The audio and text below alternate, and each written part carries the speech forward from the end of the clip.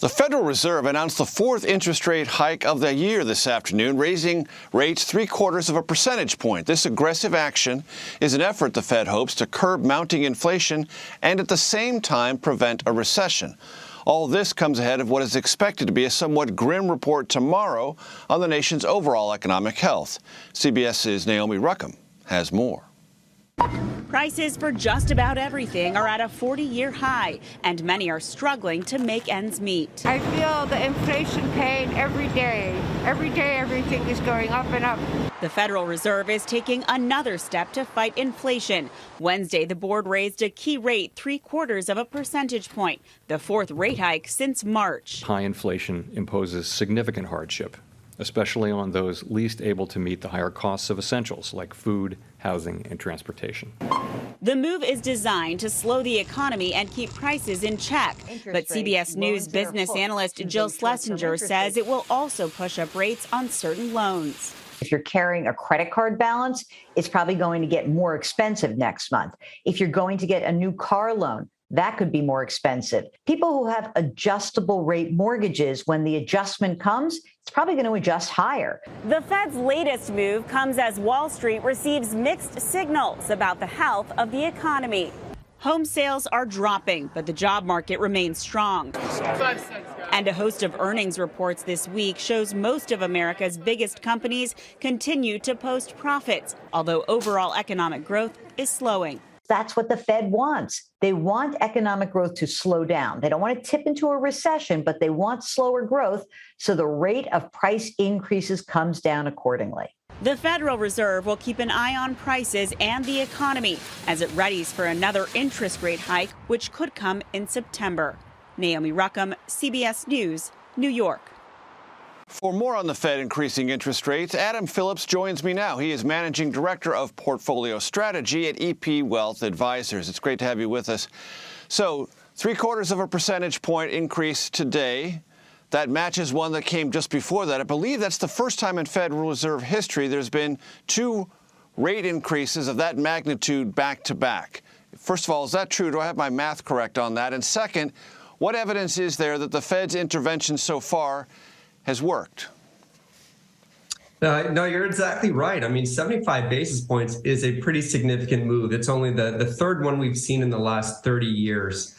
So it appears that it's doing the job. What they're trying to do, since they can't control the supply side of the equation, they're trying to put a lid on demand to hopefully bring supply and demand back into balance. And it appears that they are doing the job.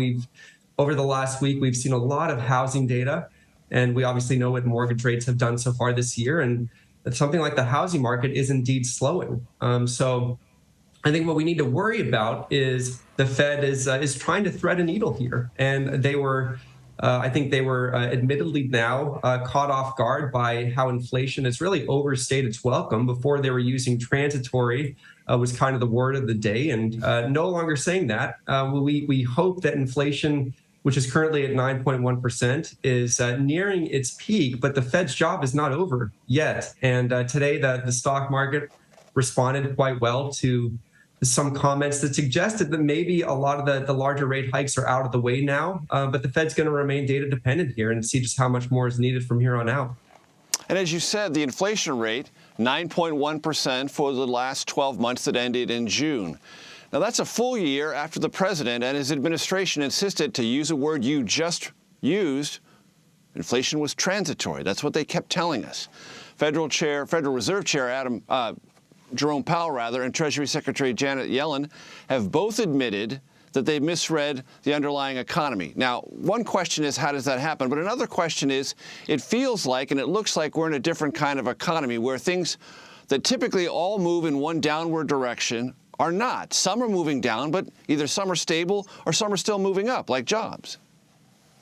Yeah, absolutely. So I think your first question, how does that happen? I think it's not entirely, the Fed is not entirely to blame here, right? We know that there have been some forces beyond their control. We think of Russia's invasion of Ukraine that has really caused a surge in things like food and energy prices over the last several months. But I think the reason they were using transitory maybe they were hoping it was transitory was back in the earlier days of the pandemic. We saw that so much of the inflation was being driven by things that were tied to this economic reopening and ongoing supply chain distress. So specifically around that time, we were seeing used car prices up about 30% or more year over year. And so it was these one-offs that they were hoping would eventually work themselves out. And as time went on, it became increasingly clear that the situation was only getting worse and inflation was becoming more broad-based. It was not specifically tied to these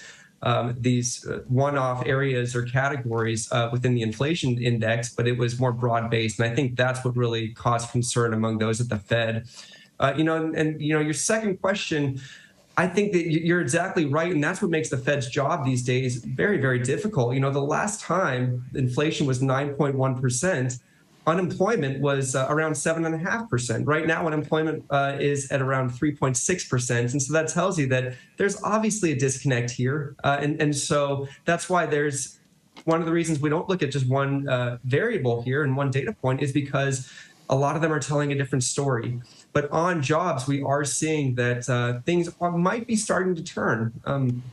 I think the most timely data point when we look at the jobs picture is the weekly series on initial jobless claims, and we've seen those have started to trend higher.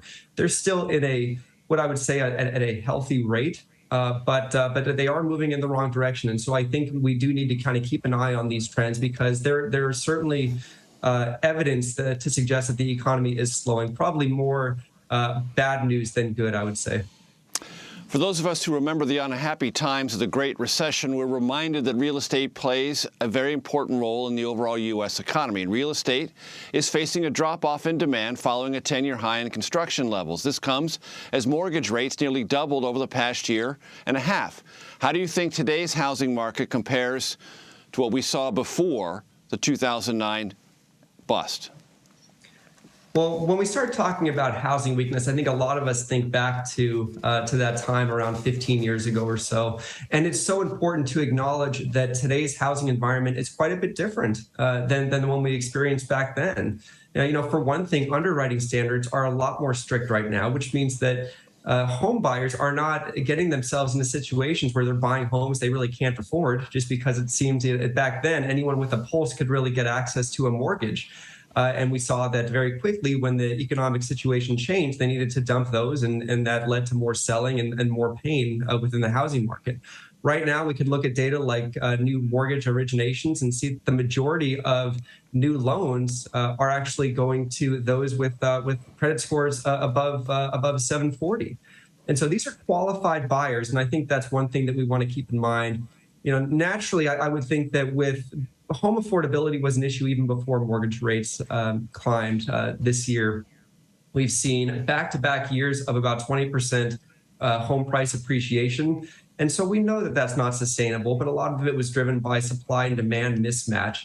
These things will eventually work themselves out. I would expect some weakness in the housing market just because we know those weren't sustainable. But I think we need to be careful because weakness and a slowdown, a correction is not the same as a crisis.